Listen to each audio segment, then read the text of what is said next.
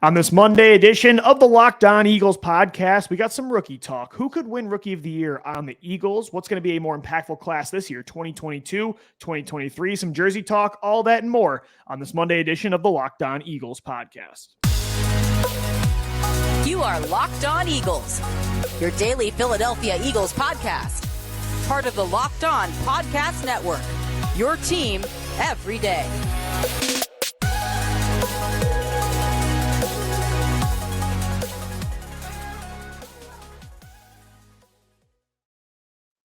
Thank you so much for making Locked On Eagles your first listen each and every day. Welcoming Eagles fans to a Monday edition of the podcast. I'm Louis DiBiase alongside Gino Camilleri. We're part of the Locked On Podcast Network, your team every day. Shout out to the everydayers checking us out on all Podio is one of them, podcast platforms, as well as YouTube in video form. Gino, today we're going to continue to talk rookies. We are a few weeks removed from the draft, which is crazy. Time absolutely flies. Before you know it, we'll be talking about training camp. We've got the schedule being released later on this week. We'll have coverage of that all throughout the week as well. So definitely some stuff to look forward to, but the draft now a few weeks in the past, in the rearview mirror. So I still want to talk about this class though, man, because I think there's a lot to dive into with all the picks, their impact this year. I want to compare it as well to last year's class. Like, what are the roles for this team this year with these young players? I think it's the first time in a long time there are a ton of young prospects to kind of dissect and discuss what their future is. And guys that are going to be forced to play, right? Because Nakobe Dean, out of necessity, he's going to be the number one linebacker. And we were doing, me and you over text, a little depth chart exercise. Yep. And we were saying, besides the top three, which looks like Nakobe Dean, Morrow, and Sean Bradley, is there going to be an undrafted rookie that makes the team at that position? And defensive back, I mean, wide receiver, they bring in 5 guys between minicamp invites and undrafted free agents, Lou. Just outside of the main guys that they brought in, I think there's going to be a lot of back part of the roster turnaround that we might not have expected. But up front, I think the big names are going to come fast and come hard in this 2023 class, man. Like, you got to be expecting Nolan Smith and Jalen Carter to start with a bang, man, especially Nolan. I just have this good feeling that he's going to get off to a great start as that third or fourth edge rusher in this rotation. Yeah, and Gino, it's a wild stat that's true that the Eagles have actually never had a rookie win Rookie of the Year since they've been keeping track of this award. I was looking it up this morning, unless I completely missed somebody. Since 1967, the Eagles have never had a Rookie of the Year on offense or on defense. Not to say they haven't had impact rookies. I mean, I thought Miles Sanders probably could have won it, should have won it in 2019. Carson Wentz was on track in 2016 until the entire team had that second half slump of the season. So they've had immediate impact rookies for sure, but they've really never had a rookie completely take the league by storm and actually win Rookie of the Year. And not saying that this year is going to be that class, because they're all coming into a roster that just made the Super Bowl and is one of, if not the most complete in the league. But in the hypothetical world where an Eagles rookie was a candidate for Rookie of the Year on offense or defense, it's going to be defense, of course. What prospect do you think that would be as of right now in May? Yeah, so obviously you have to go to defense, right? It's not going to be Tyler Steen. It's going to be unless like your fifth one of those undrafted receivers takes over after injuries. Yeah, it's not happening on offense. Yeah, we get Travis Fulgham 2.0. Right. Yeah, exactly. I think we have to go back to Devontae Smith's year too. Like, I think if he wasn't in that insane wide receiver class, he would have had a very good chance to win it. But like I said in the intro, I think Nolan Smith has a very good chance, right? Because if you're looking at where he could play, it's not just an edge. Like, you can't just put him as an edge rusher, right? He truly is like just a pass rusher. You kind of would put him in that category because he can line up inside, he can line up outside. It's not like, let's say, Josh Sweat, who's just going to be like a 5 to 7 tech who's going to play outside of the tackle. You can move Nolan Smith everywhere. Yeah, he's more Hassan Reddick than Josh Sweat. Absolutely. And I look at the way that Seattle like to use Jamal Adams, right? And two completely different positions, but they love to put him by the line of scrimmage because of his ability to go and get to the quarterback. So now you have Nolan Smith who has that athletic repertoire where he can just get off the ball and jump. Like, that should be the 6th guy in the plan to take advantage of beating those one-on-ones or those double teams, and he's that guy that you want to get free, right? Because you can lock up two guys on the inside with Jordan Davis. Jalen Carter will have his one-on-one, Fletcher Cox or the two edge rushers. Then you bring in Nolan Smith, put him on a twister stunt. He might be that guy that's cleaning up all of these sacks that we're talking about. That in sack guys totals, for these awards, they like the sex appeal, right? Exactly. The statistics, the turnovers, the sacks. That's why I don't think it would be Jalen, because Jalen's going to do a lot of that dirty work. I mean, he's going to play a 3-tech 4-eye where he's more of a 2-gap read and react type of player, where I think Nolan Smith is just going to be able to come off the edge, go after the passer, and they're going to make it easy for him in his rookie year. Like, use your athleticism and go and get the quarterback. Right, just go get the quarterback now. Instead of in the future, I'm sure he's going to wear many hats and play a lot of different roles. And he's really good against the run, but you're right. Like, he is your ace, that fourth guy coming off the bench where, like in the NBA, your sixth man just coming off and go get the quarterback. I feel like Carter and Smith, just based on talent, are probably the obvious bets. Like, even though neither one has this immediate role where they're going to be playing in 90% of snaps, right? With this depth on the defensive line, but they are so talented that you probably bet them. But when you combine like opportunity with talent, with the right positions, because again, rookie of the year, the awards, like who wins each time, it's skewed. I think Sidney Brown actually might have a pretty good path too, just based on, again, he's going to be probably, of all these players, a full-time starter. In my opinion, I think he will be. And turnovers could be aplenty behind a trio of cornerbacks like Darius Slay, James Bradbury, and Avonte Maddox. I mean, Chauncey Gardner-Johnson last year, not saying he was a product of his corners in front of him, but 6 interceptions, the corners had a lot to do with that. So Sidney Brown is maybe a dark horse, and they don't, vote on DBs a whole lot. Last year, Sauce Gardner won, but normally it's pass rushers. But I think Sidney Brown, again, it goes back to the conversation we had last week. Do I think he's going to win Rookie of the Year? No, but he does have a path to be on the field more than maybe any of these rookies. So, he's intriguing as well.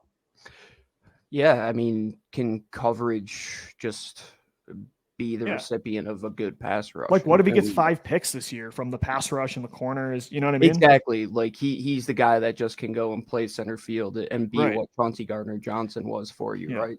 That's a great way to look at it. And I think with the guys on the outside too, he's not going to be forced to have to think as much, right? Like, it's going to be an easier job on the outside when you can lock up 2 guys one-on-one, and then as the safety, you can just stick to your assignment. And Sidney Brown is a very assignment-ridden type of player, and he's going to come into a defense that's a lot different from that just pure cover one that Illinois ran. But I think opportunity-wise, that's a great way to look at it, man, because who's going to be the ball hawk in that department? Is it Reed Blankenship? Yeah, he's had some times that he could. Terrell Edmonds, I don't think so.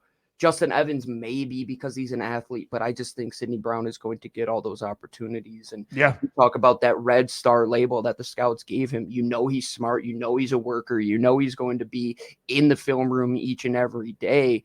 You talk about being in the right place at the right time, Lou. Sidney Brown might be that guy, because I just talk about Nolan Smith. Well, if Nolan Smith goes in there, gets a hand on the football, that thing's right up in the air. Brown picks it. Well, Sidney Brown, go play center field and take that thing home, right? And again, normally DBs don't win it. Normally late round picks sometimes aren't candidates for this. Again, the awards aren't always about the most impactful rookies. There's a lot that goes into it.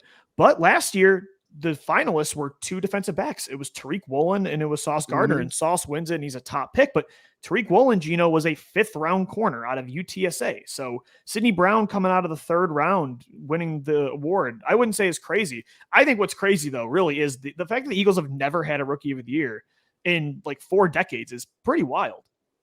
They need to have like a 10-year player of the year, like the decade player of the year, because the Eagles could have that, right? Like the Brandon Grahams, the Lane Johnsons. But you're right. This is the time that Howie Roseman really can say, here's my stamp. Like, if you have a guy in the voting for the Rookie of the Year class, Neil Stratton, who's a partner over at the College Gridiron Showcase with us, he talks through Inside the League, and every year they vote on the front office that had the best draft. If the Eagles can win that, man, that's a big stamp for a team coming off of a Super Bowl, right? And that means that your guys that you drafted, not just in the 1st round, but your Sidney Browns of the world, and maybe Tyler Steen gets some action for you. And maybe Moro Ajomo is like a rotational player that you can rely on a ton. That would be a great stamp for this front office after the tumultuous 2018 to 2020 to see that turnaround really come to fruition. That is pretty nuts, man, especially because they've had some pretty good players, man. Like Lane Johnson comes into the league and he's a very good tackle right off the bat, but you're not going to win. That's probably what has to do with it, Gino, is that they just draft positions, linemen so much in the early rounds. They don't draft the generational running back. People say. Yeah, because you're not taking Robinson, right? No, so exactly. Yeah. All right, Gino, we're going to keep talking rookies coming up next. I want to actually compare this class to 2022 and the roles they could have this year. Who's going to have the bigger impact? Is it Jordan Davis, Cam Jurgens, Nakobe Dean, that 2022 class, or is it the rookies this year? We'll get into all that and more on this Monday edition of the Locked On Eagles podcast. And guys, today's show is sponsored by Built Bar. Looking for a delicious snack, but don't want all of the sugar and calories? Then you need the best tasting protein bar out there. It's Built. You got to try these. If you're like me and you want to make healthier snack choices, but you don't want to compromise on taste, you've got Built Bars, Built Bar Puffs as well. They're healthy and taste amazing. Why? They're covered in 100% real dark chocolate. That's right, real chocolate, and they come in some unbelievable flavors.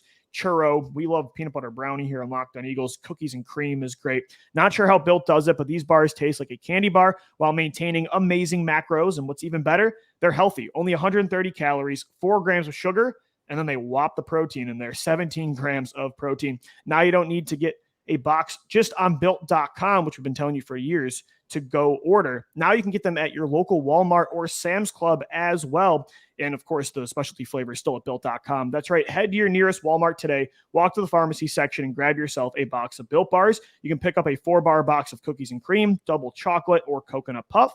If you're close to Sam's Club, get in there and grab a 13-bar box with our hit flavors, brownie, batter, puff, and churro puff. You can thank us later, and we thank Built Bar for sponsoring the Locked On Eagles podcast today. All right, Eagles fans, we're continuing on this Monday edition of the Locked On Eagles podcast. Thanks so much for making us a part of your day and your first listen every day. Shout out to the everydayers.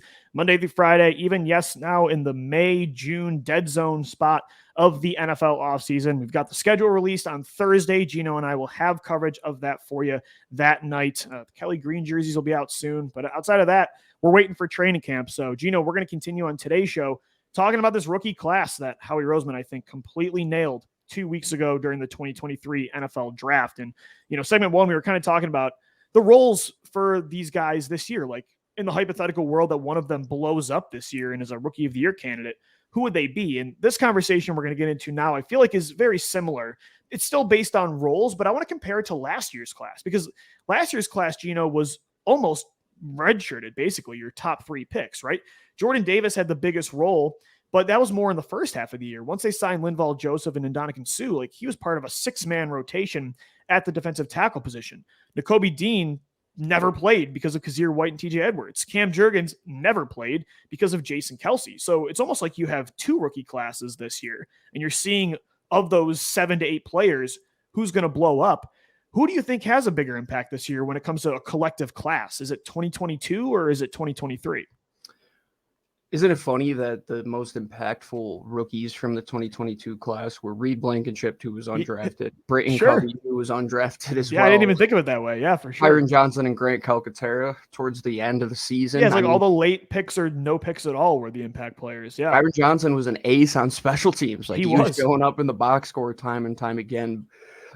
But what you said about those 3 guys barely playing, when they did play, it was evident those guys are gamers. Like, those couple times when they brought in Cam Jurgens to be that 6th offensive lineman, I think it's evident that you're even in the preseason when you saw him pulling and just taking down linebackers 20 yards downfield, like, oh yeah, okay. Yeah, this guy has a space in Jeff Stoutland's offense. And right, like Nakobe Dean gets like 5 snaps against Tennessee. And got a tackle on everyone. With a guard bringing him down with one hand. He brings down the best running back in football, has a tackle for a loss, a big special. Yeah, no, I totally agree. And Jordan Davis, when they were good against the run, he was that guy, right? Yeah. And that's what the Eagles want to be. They want to be that 2-gapping front where they have that 0/1 tech that's playing over the center that can take up 2 guys, and that's going to be Jordan Davis. So you're saying, what is the impact of him? Well, going into next year, it's not going to be those gaudy numbers, but what you want to see is better against the run, can they do a better job of limiting explosive runs through that middle part of the field? And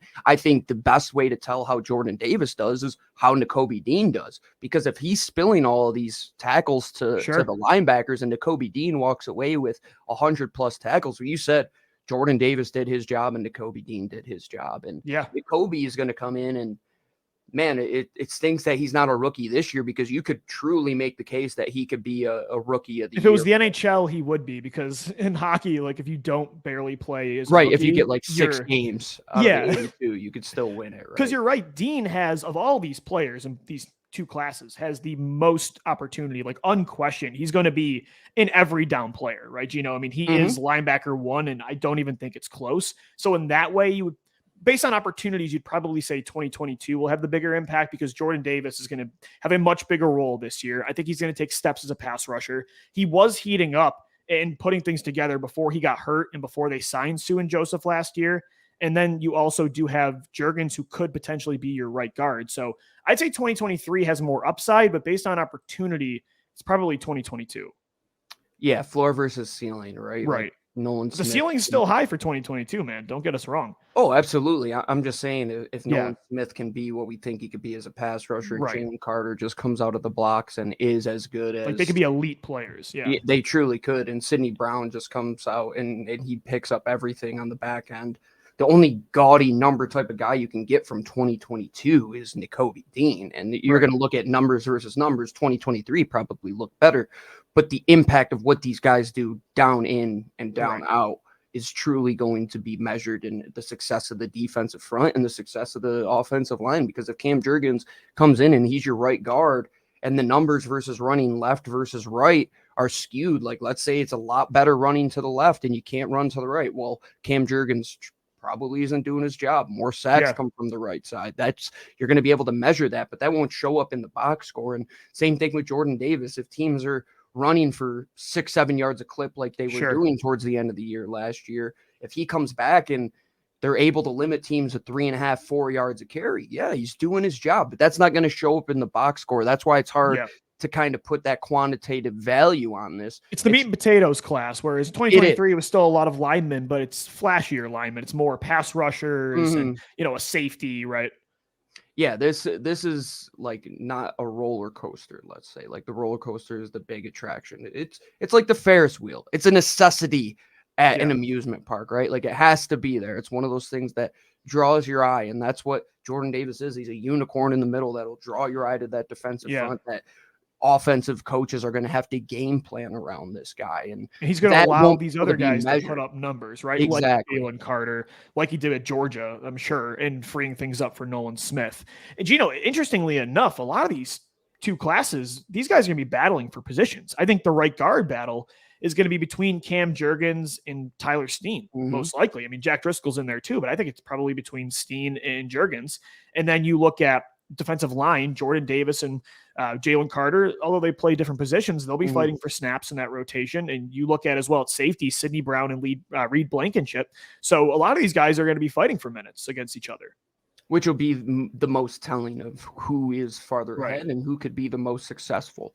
And at the end of the day, you can't have another red shirt type of rookie class, because out of necessity, these guys are going to have to play. Yeah. But with the combination of 2022, the year that these guys have had in this defense, I mean, Jordan Davis coming back for year 2 should be miles better. Nakobe Dean, who is already playing quick in an NFL level, he was playing explosive, fast, and downhill. Now imagine him with a full repertoire of seeing all of this NFL film, and he could potentially be the signal caller, Lou. That might be the most impactful position out of any of these guys, that the turnover from TJ Edwards and Kaiser White being the 2 that could call plays for you, to having a second-year guy who barely had any snaps in his first year, not to mention the quarterback of the defense. Not to mention, Gino, at safety, which is the other position where a lot of times you see quarterbacking, Malcolm Jenkins and Rodney McLeod.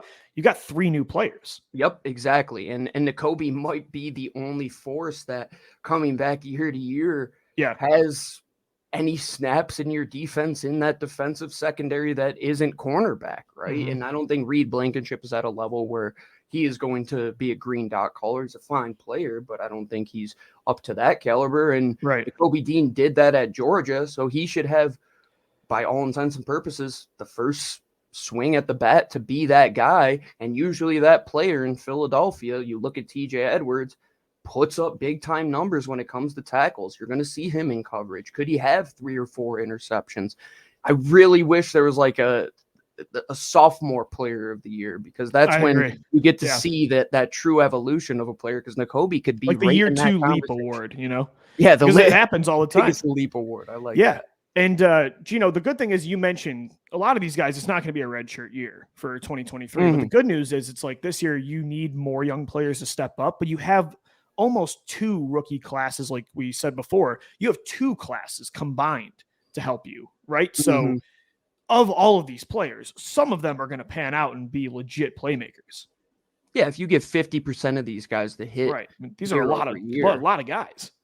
And it's not the approach of just taking the Band-Aid approach. I mean, linebacker, you have Joseph Morrow, but you have the surefire guy in Nakobe Dean, right? And at safety, you have the Terrell Edmonds on a 1-year deal, but you go out and you get Sidney Brown. They have those foundational pillars, which they didn't really seem to have in the background in 2018 and 2019, because once you got rid of the Mike Wallaces, there's nobody behind them, right? And once you're Ronald Darby and that whole class goes down, there's nobody young behind them, right? There was never any youth. Now there's so much youth, and we're saying, where are these guys going to get reps? Well, it's at positions of need, and you might see some of these guys taking 100% of the snaps. Like if Sidney Brown plays 100% of the snaps and Nakobe Dean plays 100% of the snaps, would you be shocked at all? No, not one bit in my eyes. All right, Gino, we're wrapping up this Monday edition of the Locked On Eagles podcast. We dove a lot into the rookie class in segment 1 and 2, talking about who could win Rookie of the Year from this team, who's going to have a bigger impact when it comes to the 2022 class. That was pretty much completely redshirted compared to 2023. And so we actually got some jersey numbers from some of these guys, including DeAndre Swift, who is almost part of the class, right? You spend a pick on him day 3 of the draft and trade with Detroit to get Swift as one of your new running backs now in this brand new 3-headed backfield with now Swift, Rashad Penny, and Kenneth Gainwell. Well, we've gotten jersey numbers from Swift. We've got them from Jalen Carter and Nolan Smith. Gino, your thoughts here. We've got, number for Jalen Carter is 98. Nolan Smith took number 3. And then the big one, DeAndre Swift becomes the first Eagle in franchise history to wear the number 0. On Friday's show, I did the last segment on jersey analytics, and man, the bump you get from being a number 0, dude, at the running back position. And you're from Philly, and this is the team that made this rule, and he's at a stylish position. Perfect. And he's lightning quick, right? I said, he's the perfect. If he's not a power back, right? How sick are the Getty images going to be when number 0 gets a dump off in the flat and he makes one guy miss, and the Eagles did a Photoshop already with the arm sleeve, the dark visor. I'm a look good, play good guy, and Swift I think is going to be a fan. And when he wearing Kelly Green too, oh man, 0 behind number 1, that's going to look pretty. Dude. It's going to look very pretty. I like Nolan Smith wearing 3, although sometimes it's unfair. I think people when there's an edge rusher in college, sometimes numbers make a player look bigger than they are or smaller.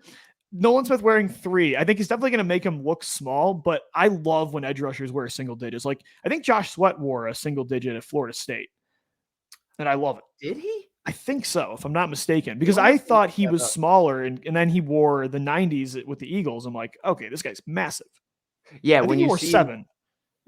I think it's BYU sometimes will have these big nose tackles wearing number 1. It's I think that's hilarious. Mammoth. This guy Josh Sweat wore number 9 at Florida State. Okay, that makes a lot of sense. And he looked kind of smaller, but I mean, obviously he's a mammoth. But Hassan Reddick, number 7. I love it. Number 3 on the other side, and I think 98 for Jalen Carter is just about perfect. Is it weird? I instantly thought of Mike Patterson when I thought of 98 Eagles.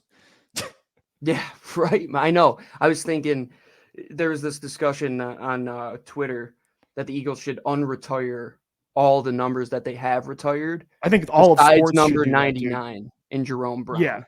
Yeah. And 98 is just perfect for like potentially who could be that next Jerome Brown for you, right? Like I never got to witness him in person, but you go back and you watch what he was.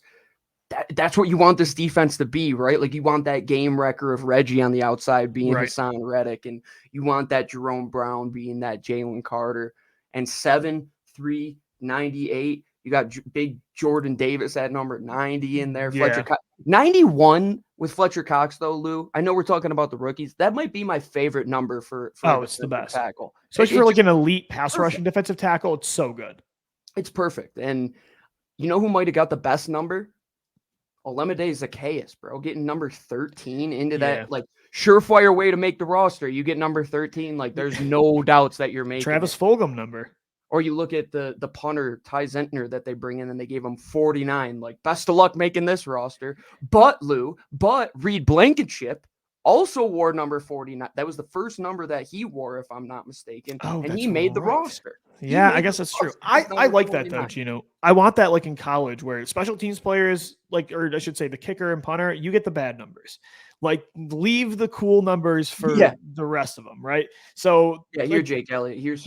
Wear number 46. You know what I mean? Like I don't care about the rest. But I'm with you on the jersey retiring thing. I think, and you're a Yankees fan, so you know this more than anybody. Eventually, you have to like bring these jerseys back down, or else everybody's going to be in the 40s and the 50s and these weird numbers. And so I think Chris Long suggested it once on his podcast. You do like a jersey wall of fame. So number 9 has a banner, and Nick Foles is on there, right? And because that's probably the way to do it. I mean, there's just too many, and that's why Jeffrey Lurie explained why he wanted the NFL to bring in number 0s, because he even said we're running out of numbers.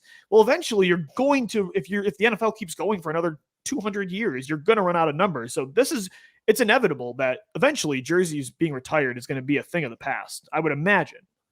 It's either that or you're going to have to do duplicate numbers, one per offense, one per defense. And then it's like, because you're going to retire 62 with Jason Kelsey, 55 with Brandon Graham. Are these, because the Super Bowl era, you're going to retire at least a few of those. I mean, eventually it's going to pile up. Yeah, and people get mad that you're handing out 86 and stuff. And right. Like, well, there's no other numbers, folks. Yeah. Like, what are you going to do 86 is back in the rotation. So is 87. Nobody's had that since Brent Selleck. They gave that to somebody, if I'm not mistaken. So you're starting to see it. McCoy still, nobody's used 25. They've never used 12 since Cunningham, but I don't know what they're doing with that. But yeah, man, I think it'll become a thing of the past. And it has to. And for jersey sale reasons too. I like the idea of doing the banner, right? Like you could say, oh, who are the great number 9s? It's like international soccer or club soccer. Like number 9 and 10 is the most popular number in the sport, but they imagine retiring that at every single club. Yeah, no way. You could never do that. Or like the one thing I kind of like that the Cowboys do, and I'm sorry that I said I like the Cowboys doing something on this podcast, but I like that they kind of have their wide receiver 1 a lot of the time take 88.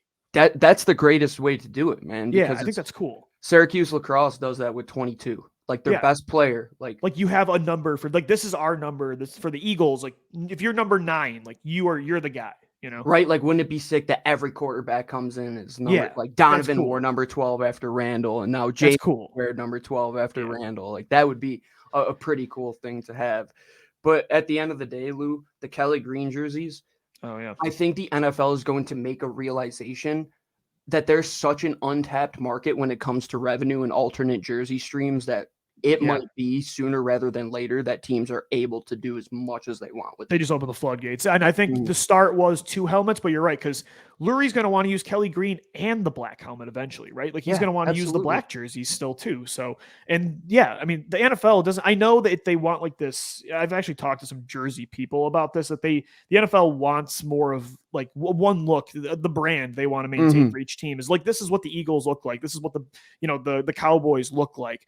But at the same time, this league loves money. And if you do stuff like this, it's like you said, it's an untapped market that the most, money hungry league of any of them has not gotten into. Whereas like you said, soccer does it. The NHL change them every year. Yeah. The NHL has been doing their reverse retros. The NBA has been doing the classic hardwood as well. College football, I mean, you're an Oregon Ducks fan. Look what they do. I think it's cool. But yeah, I think it'll happen eventually for sure. And these numbers are going to look sweet with Kelly Green. We'll get into Kelly Green talk. We've got schedule talk, all that and more coming up this week on the Locked On Eagles podcast. Subscribe to the show. for a podcast Monday through Friday. Shout out to the everydayers. We're part of the Locked On Podcast Network. Your team every day. We take that literally for sure. You can find us on all podcast platforms and on YouTube.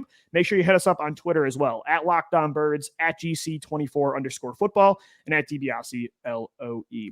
For Gino Camilleri, I'm Lou DiBiase signing off. We'll see you tomorrow. As always, thank you for downloading. Thank you for watching and listening. And let's go Birds. Fly, Eagles, fly.